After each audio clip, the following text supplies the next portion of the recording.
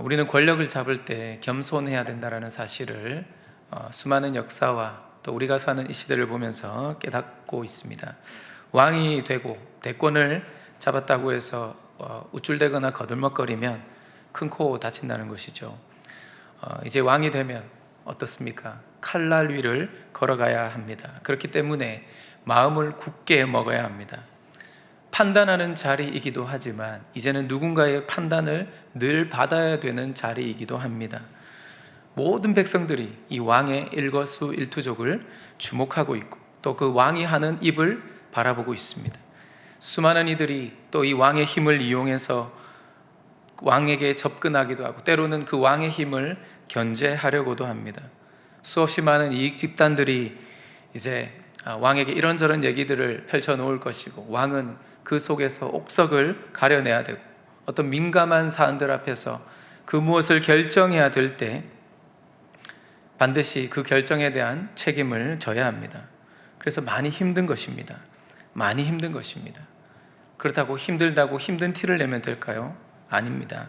절대 약한 척을 하면 안 되는 것입니다. 그래서 여러분, 이 왕의 자리는 누구보다 외로움을 많이 느끼면서 또 영적으로는 공허해지기 쉬운 그런 자리라는 것입니다. 왕관을 쓰는 순간 우리는 그 왕관의 무게를 견뎌내야 한다는 것, 바로 이 권좌라는 것이 화려한 자리처럼 보이지만 알고 보면 너무나 힘들고 외로워서 아무나 할 수 없는, 아무나 앉을 수 없는 자리라는 것을 알게 됩니다. 따라서 리더로 세워진 사람들은 늘 마음을 굳게 먹고 바른 판단을 내리고 또 신중하게 말하고 행동해야 합니다. 때론 욕을 먹더라도 혹은 실패를 경험하더라도 그것 때문에 낙심하지 말고 자신의 말과 행위에 대한 대가를 치를 각오를 늘 해야 되는 것이죠. 사실 모든 일을 늘 잘할 수는 없을 것입니다. 그래서 성경을 보면 영적으로 균형 잡히고 아주 민감한 상태를 유지하기 위해서 어떻게 해야 되느냐? 늘 말씀을 가까이 하고 묵상하면서 주의 뜻에 순종하는 훈련이 필요하다라는 것을 가르쳐 줍니다. 그런데 안타깝게도 이스라엘의 초대 왕이었던 사울은 이런 면에서 실패한 왕이었습니다. 왕국의 건설은 하나님께서 허락하신 것이되 결코 계획한 일이 아니었습니다. 원체 이 이스라엘 백성들의 간청이 너무 간절하니까 하나님께서 거기에 못 이겨서 마지못해 허락하신 것이 이스라엘 왕국입니다. 그리고 초대 왕으로 세워진 이 사울 왕은 어떻게 됩니까? 결국 초심을 잃어버린 것이죠. 흔히 말해서 그 권력의 도끼에 오염이 되어버렸습니다. 냉정하고 추악한 그 권력의 속성에 중독되어 갔습니다. 놀라운 것은 동서고금, 지위고하를 막론하고 회사든 아니면 어떤 정부의 조직이든 보스가 되기 전과 되고 난 이후에 변질되고 이렇게 나쁘게 달라져 버린 또 악한 길을 갔던 사람들이 많이 있습니다. 오늘 본문의 배경인 사무엘상 15장 앞부분을 보시면 하나님께서 이 사무엘을 통해서 사울에게 명령을 내리시는데 그것이 무엇입니까? 출애굽 당시에 이스라엘 백성들을 대적했던 그 나쁜 족속들이 있었죠. 누굽니까? 아말렉입니다. 이 아말렉 족속들을 이제 남김없이 심지어 그들이 가진 그 가축들까지 다 모두 진멸하라고 명령을 하셨습니다. 자, 이 아말렉을 진멸시키라는 이 명령, 그 명령 앞에서 사울은 어떻게 반응을 했습니까? 3절 보시면 지금 가서 아말렉을 쳐서 그들의 모든 소유를 남기지 말고 진멸하되 남녀와 소아와 젖먹는 아이와 우양과 낙타와 나귀를 죽이라 하셨나이다. 여러분, 이 아말렉은 말씀드린 대로 가나안 땅에 들어가던 이 이스라엘 백성들과 싸웠던 최초의 민족입니다. 그래서 이 르비딤 지역에서 이제 당시에 모세를 통해서 모세의 손이 들려지면 승리하고 내려가면 이제 패배하는데 그때 아론과 홀이 그 팔을 붙잡고 있지 않았습니까? 거기서 전투를 마친 후에 하나님께서 그렇게 말씀하십니다. 아말렉을 도말하여 천하에서 기억함이 없게 할 것이며. 여러분, 이것은 이제 우리가 어떤 윤리적 관점에서만 해석하면 굉장히 이제 난제에 빠지게 되는 것이죠. 그러나 이 아말렉은 당시에 어떻게 보면 모든 악인들을 대표하는 어떤 민족으로 보시면 되는 겁니다. 하나님께서 그러한 악인들을 제거하고 그런 악을 행할 모든 문제의 원인들을 제거하심으로써 거룩한 하나님 나라를 세워가시기 위한 그런 일종의 청소 역할로서 이것을 하게 만드신 것이죠. 그래서 여호와가 아말렉으로 더불어 대대로 싸우리라, 이렇게 이제 하나님께서 모세를 통해 선언하게 하십니다. 아말렉 사람들의 운명은 하나님 앞에 무릎을 꿇지 않으려고 하는 모든 악인들의 모습, 바로 그것을 예시하는 겁니다. 그래서 아말렉을 진멸하라, 이 명령을 우리가 오늘날의 어떤 윤리적 관점에서 너무 지나친 것 아니냐, 막 지나치니 아니니, 이렇게 우리가 논쟁할 사안이 아니라는 것입니다. 모든 시대에 회개하지 않는 자들, 심판받아 마땅하지만 심판이 유보된, 어쩌면 우리 모든 인류에게 적용되어야 될 존재가 바로 이 아말렉이라고 볼 수 있는 것이죠. 그래서 이스라엘 왕국 초기에 이 사울 왕정을 통해서 이제 하나님께서 드디어 그 심판을 이제 완전하게 수행하도록 하십니다. 어쨌든 사울은 이제 군대를 소집합니다. 이 작전을 수행하기 위해서 많은 군인들이 필요했습니다.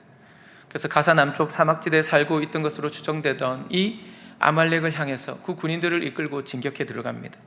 급습을 했죠. 그래서 어떻게 됩니까? 아각과 그 양과 소의 가장 좋은 것, 또 기름진 것, 어린 양과 모든 좋은 것을 제외한 나머지 모든 것들을 다 칼로 쳐 죽이고 다 불로 태웠습니다.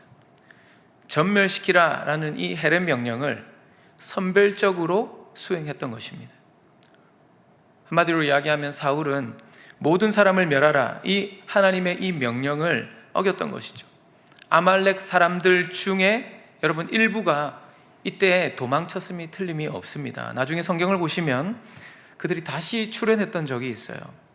아각 왕이 나중에 죽지 않습니까? 마지막에 보면. 그럼 다 죽었어야 맞는 건데 나중에 보면 아말렉 사람들이 또 나타나요.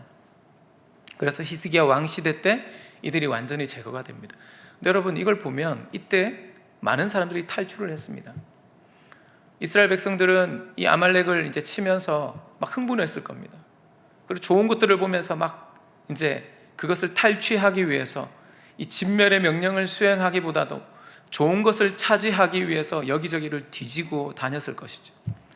사울이 이것을 몰랐을까요? 알면서도 내버려 둔 거예요.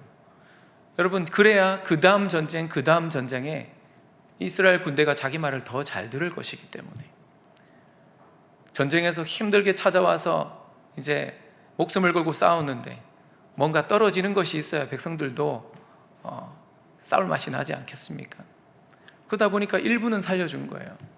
이때 여러 사람들이 도망갔던 것이 틀림없습니다. 따라서 오늘 여러분 11절 말씀을 보시면 하나님께서 사무엘에게 하시는 말씀이 나오는데, 여러분 무엇입니까? 내가 사울을 왕으로 세운 것을 후회한다 라는 겁니다. 왜죠? 그가 돌이켜 나를 따르지 않았고 내 명령을 행하지 않았다. 첫째, 사울의 마음이 하나님을 떠났던 것, 그리고 여호와의 명령을 이행하지 않은, 여러분 이것 때문에 사울을 향한 여호와의 마음이 떠났다. 그러니까 사울이 한 행동을 보니까 그의 마음이 나로부터 그냥 멀리 떠나 있구나. 더 이상 이스라엘 왕으로서 나를 대리하여 이 이스라엘을 통치할 왕으로서의 자질을 상실했다. 그 증거를 하나님이 보시고 후회하셨다라는 표현을 쓴 것입니다. 하나님만 후회하신 것이 아닙니다. 본문을 계속해서 보시면 그날 밤에 여러분 사무엘도요, 하나님의 그 이야기를 듣고 밤새 근심하면서 하나님께 부르짖어 기도합니다. 사랑하는 성도 여러분, 우리가 하나님의 뜻에 불순종하고 자기 식대로 살아가면서 하나님의 뜻과는 무관한 삶을 살아갈 때, 이것 때문에 하나님도 그걸 지켜보면서 힘들어 하시지만 하나님만 힘드시게 할 뿐만 아니라 그러한 우리를 바라보면서 지켜보면서 기도하는 수많은 믿음의 형제 자매들과 주변의 가족들, 많은 사람들을 근심하게 만든다는 것입니다. 어쨌든 다음 날 이제 아침 일찍 사무엘이 사울을 찾아갑니다. 그런데 사울 왕이 엄청 분주했습니다. 악인들은 악한 일에 분주합니다. 그래서 여러분 바쁜 게 선이 아니에요. 잘못된 방향성을 가지고 그 일에 분주한 것은요, 결국에는 자기 머리 위에 죄를 쌓는 것입니다. 엄청 분주했습니다. 갈멜에 있었죠. 근데 여기서 이제 갈멜은 갈멜산이 아닙니다. 헤브론 근처의 마을인데요, 자신의 승리에 대한, 이 아말렉과의 싸움에서 이긴 것에 대한 기념비를 세웁니다. 여러분, 이 기념비를 세웠다라는 것만으로도 사울이 얼마나 그 자기 과시적인 성향이 잘 드러나는지를 알 수 있어요. 아각을 잡아오지 않았습니까? 왜 다 남겨두고 아각을 잡아왔을까요?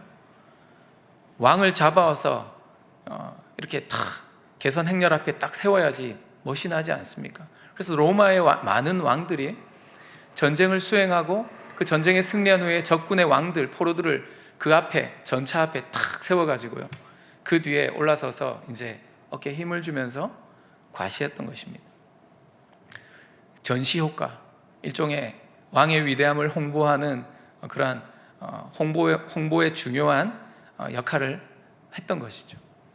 이 사울의 자기 과시적인 성향, 이 권력지향적이고 하나님의 뜻을 순종하기보다 자기를 드러내고 자기 권력을 강화하고 자기를 따르는 자들을 더 말 잘 듣도록 당근을 던질 줄 아는 이런 정치적 기만술에 능했던 그 모습을 우리는 볼 수 있는 것입니다.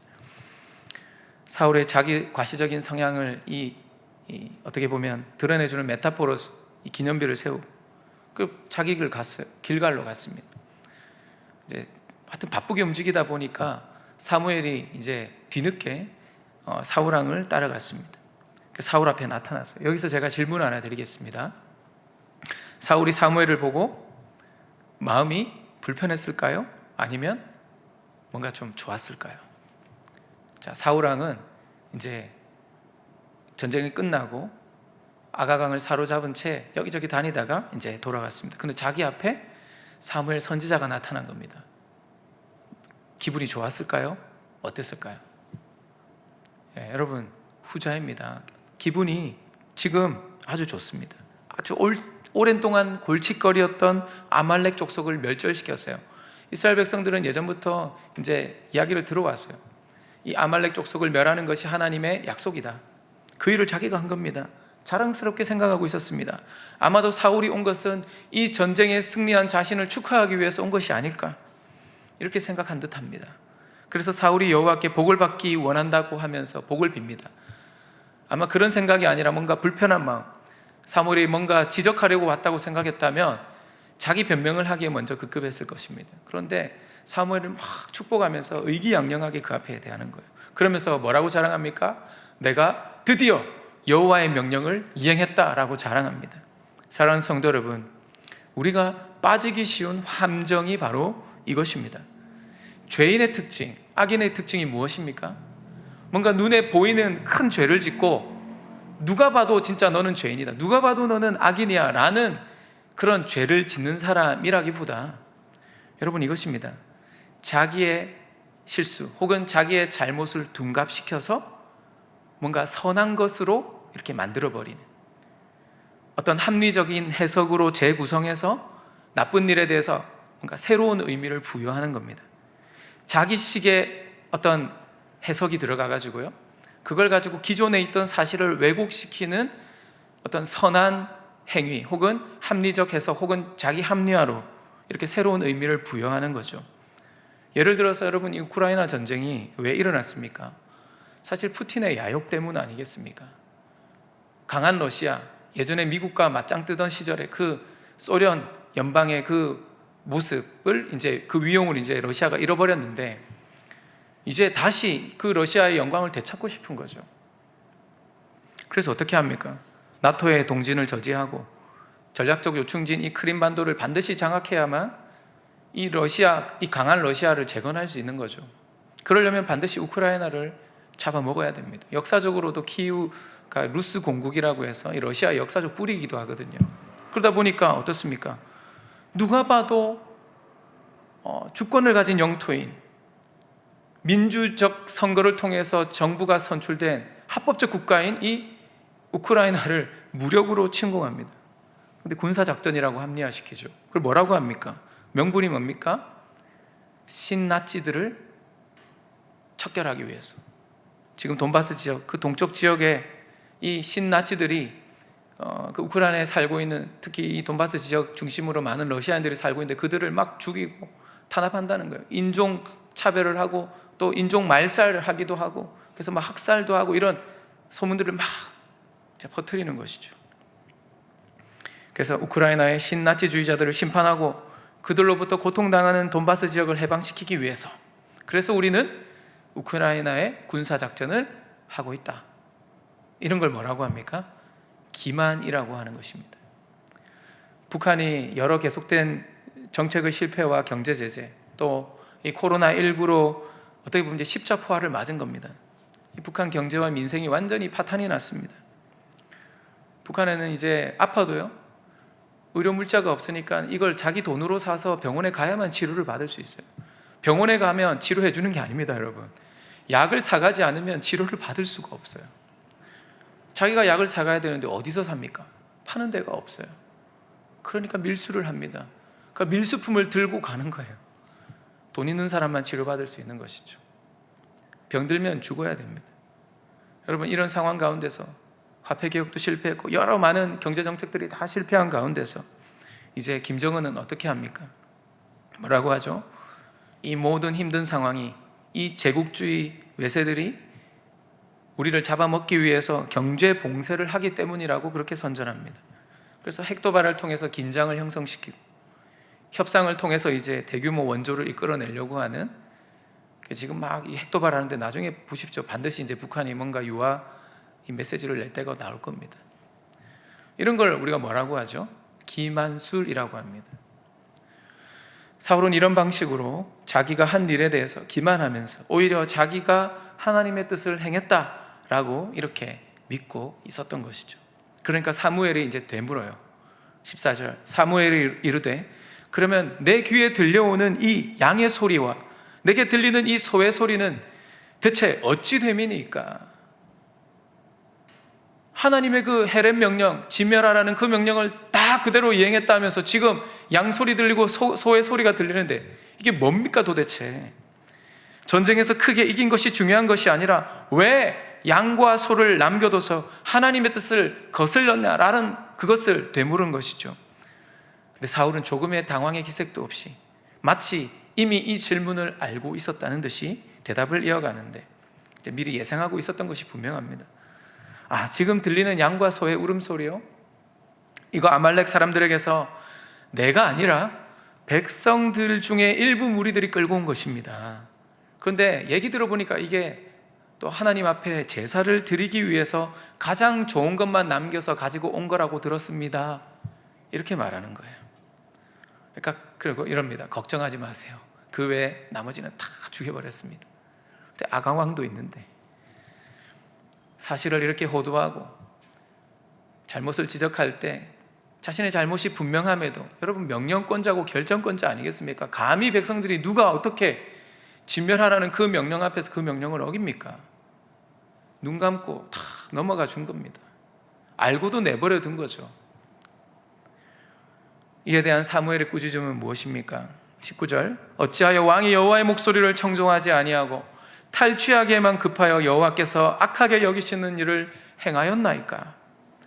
무슨 말도 안 되는 핑계를 대느냐는 것입니다. 하나님께 불순종하는 죄, 그것을 바로 당신이 지어놓고 왜 백성들 핑계를 대고 왜 제사 핑계 대면서 악행을 숨기려 드느냐고 전곡을 찌릅니다.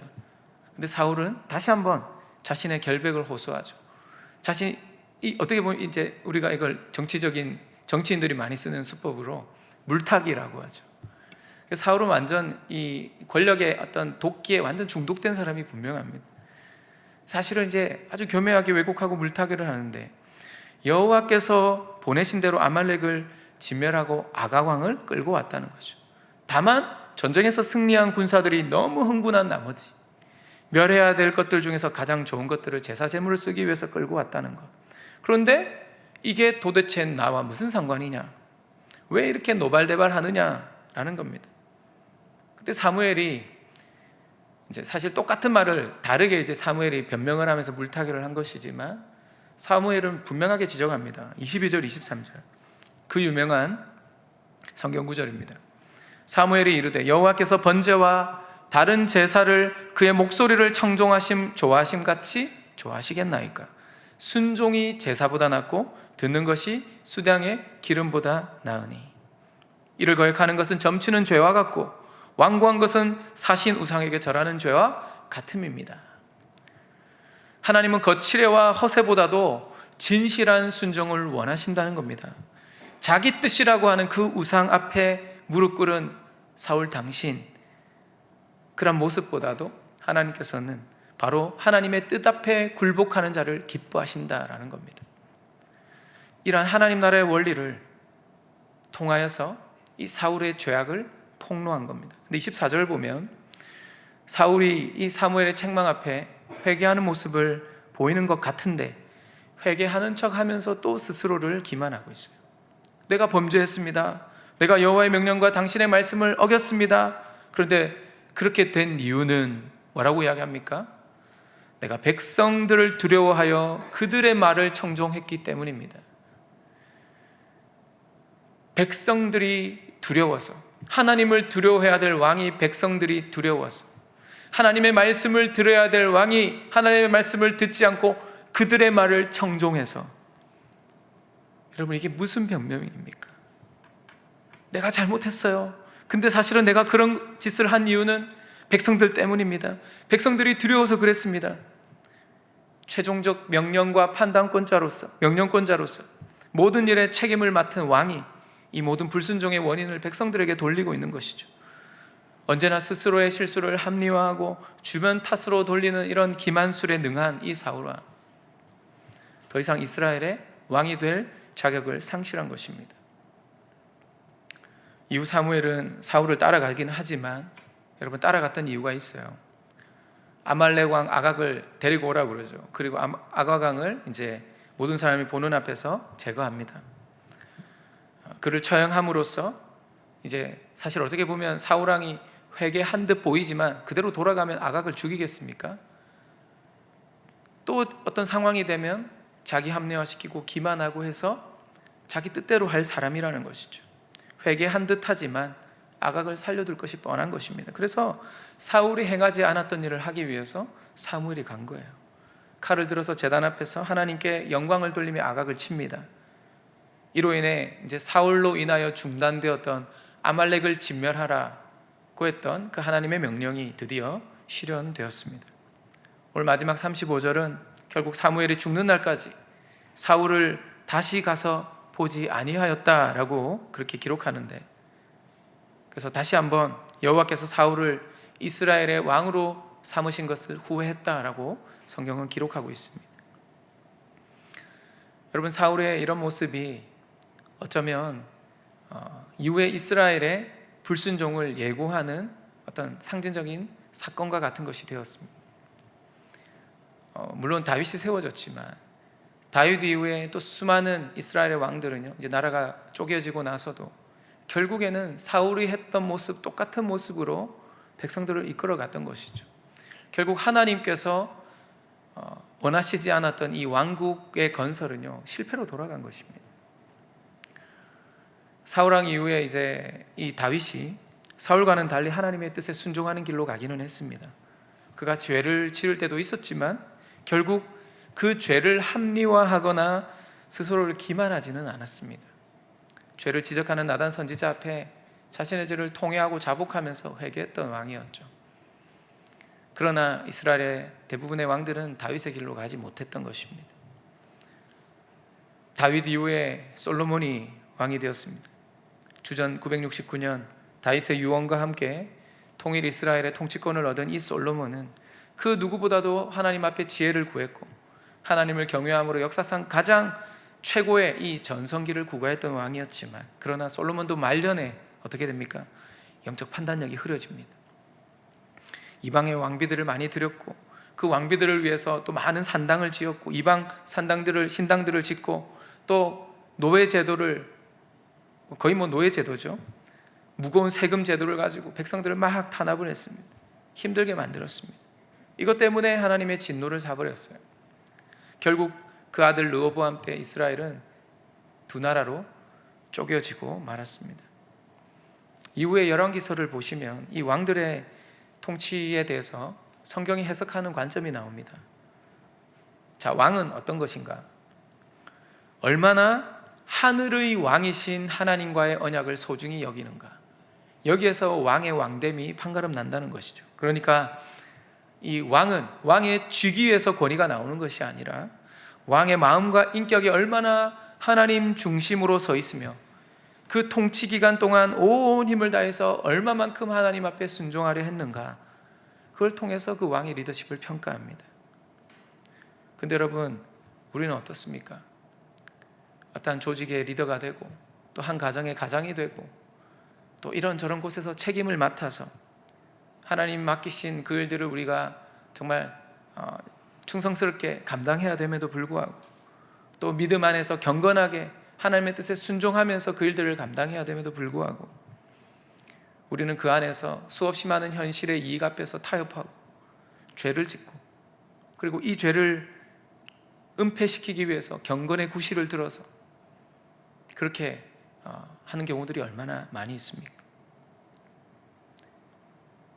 지금 하나님을 예배하는 자리가 친교라는 명목으로 잡담하는 자리로 변질되고, 자녀들을 향해서 부모의 욕심을 이루려고 하는 성적 지상주의, 성공 제일주의가 성경적인 훈육으로 포장될 때가 있지는 않습니까? 교회 일을 한답시고 여러분 직장 일을 소홀히 하는 것, 이것이 하나님께서 허용하신 것입니까? 그렇지 않습니다. 경건을 가장한 이 자기 기만의 한계, 그 가능성은요, 말로 할 수 없이 많아요. 선한 일을 하고 이웃을 돕는다 하지만 내 이름을 내려고 할 때가 많고, 직분자로서 그 직분에 충성한다고 하지만 그걸 통해서 하나님 앞에 인정받으려 하기보다 사람들의 인정을 받고 하려는 모습들이 얼마나 많은지 모릅니다. 대부분의 이러한 모습들이 선한 것으로 위장됩니다. 근데 여러분, 죄라는 것은요, 부자연스러운 이 정당화의 옷으로 치장된다는 것을 기억해야 됩니다. 우리는 이제 막 나는 죄가 없어요, 나는 잘못 없어요, 알고 보면 이런 이유 때문에 그런 거예요, 그러면서 이제 이 사울왕처럼 자기 기만의 요새를, 이 담을 막 높게 막 쌓아갑니다. 어느 날 보니까 홀로 고립되어 있어요. 하나님이 없어요. 하나님과의 교제가 사라져요. 예배에 기쁨이 없어요. 기도하는데 응답이 없습니다. 하나님의 임재가 느껴지지 않아요. 무엇 때문입니까? 일상 속의 작은 일 속에서도 그렇게 자꾸 자기 기만하고 자기 합리화하면서 나의 욕심을, 나의 죄를 자꾸만 선한 것으로, 때로는 정당한 것으로 둔갑시키려고 하는 그런 사울과 같은 모습으로 살아가는 우리의 마음들이 있기 때문입니다. 그래서 야고보서 1장 22절을 보면 너희는 말씀을 행하는 자가 되지 말고 듣기만 하여 자신을 속이는 자가 되지 말라. 자, 다시, 말씀을 행하는 자가 되고 듣기만 하여 자신을 속이는 자가 되지 말라. 하나님이 원하시는 것이 무엇입니까? 속이지 말고 정직하게 신앙생활하는 것입니다. 말씀대로 순종하며 그 안에서 행복을 누리시기를 원하는 것입니다. 사울왕이 하나님의 말씀대로 살았다면 그의 왕위는 보장되었을 것이고 행복한 결말을 가져왔을 것입니다. 헤렘의 명령을 오늘 어긴 것뿐만 아니라 사울은 그 앞에 13장에도 보면 전쟁 직전에 속죄제를 드리죠. 속죄제를 여러분 제사장을 통해서 드려야지 자기 죄가 속해진, 자기가 자기 죄를 속죄하는 제사를 드리면 어떡합니까 도대체? 근데 이걸 통해서 또 군사들을 안심시켜야 돼요. 빨리 해야 전쟁을 치르죠. 그래야 사기가 올라가서 전쟁을 제대로 수행할 것 아니겠습니까? 아주 합리적인 통치자로서 합리적이고 좀 적절한 타이밍에 통치술을 행한 것이다, 이렇게 합리화시킨 겁니다. 선을 넘었어요. 그러나 선을 넘은 것입니다. 사울이 불순종함으로 인해서 여러분 그의 종말은 더 비참해집니다. 블레셋과의 그 길보아 전투에서 비참하게 두 아들과 함께 사울은 자살을 했어요. 하나님은 제사보다 하나님의 말씀에 순종하는 것을 더 원하십니다. 이 길은 좁은 길이지만, 좁은 길이라 할지라도 하나님의 말씀을 순종하는 것이 사람의 필요나 환경과 그 모든 조건보다 앞선다는 것을 우리가 기억하고, 실수하더라도 합리화하려고 하지 말고 우리가 죄를 짓더라도 그 죄를 마치 죄가 아닌 것처럼 스스로를 기만하지 말고 하나님 앞에 회개하면서 정말 진실하게 통회하며 자복하면서 다시 한번 하나님의 은혜와 긍휼을 구하며 주님 앞에 기도하는 그런 이 밤이 되기를 주님의 이름으로 축원합니다. 우리 시간 함께 찬양하겠습니다. 신실하게 진실하게.